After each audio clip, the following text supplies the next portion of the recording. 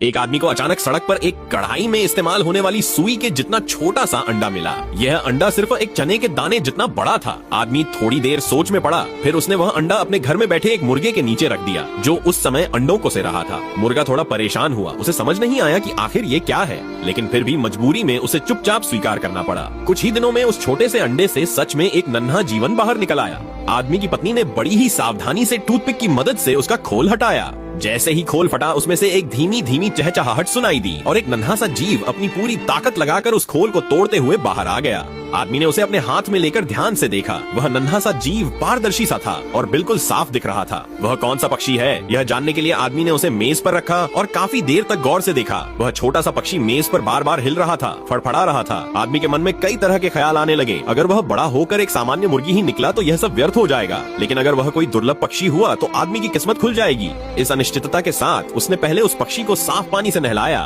ताकि उसका पेट साफ हो जाए, और फिर उसे थोड़ा सा मैदे का पतला घोल पिलाया। लेकिन वह इतना छोटा था कि खुद से कुछ भी नहीं खा पा रहा था। आदमी ने सोचा कि अगर उसे बड़ा कर लिया तो शायद किस्मत पलट जाए, इसलिए वह अपने चिड़चिड़े स्वभाव के बावजूद बेहद धैर्य के साथ रोजाना उसे सावधानी से दलिया पिलाने लगा।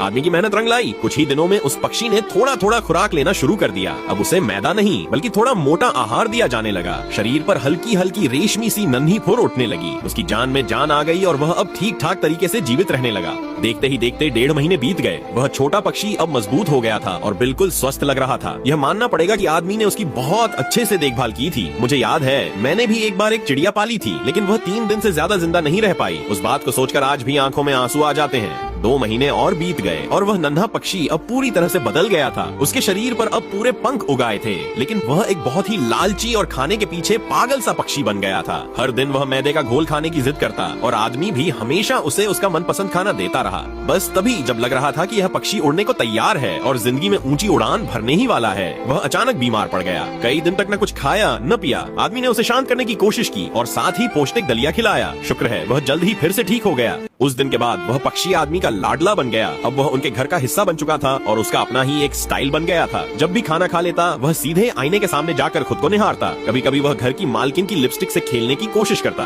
कभी कभी वह शेल्फ पर चढ़कर अपनी हवा में झूलने की कला भी दिखाता। दोपहर के भोजन के बाद वह डाइट जूस यानी गेहूं के रस का स्वाद भी लेना चाहता।